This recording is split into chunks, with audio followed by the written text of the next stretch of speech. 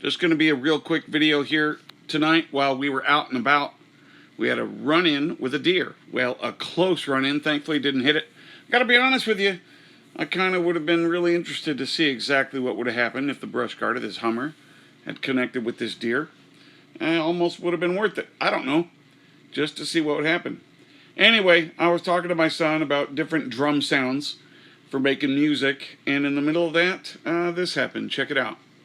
If he has his foot on it, then it's going to go takes his foot off. It's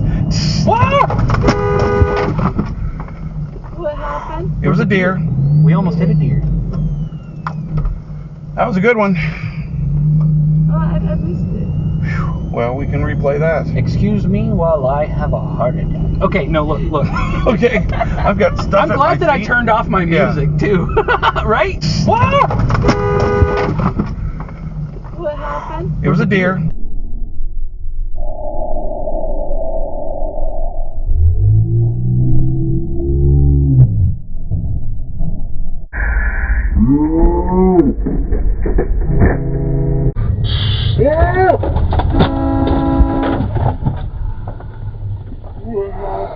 It was a deer.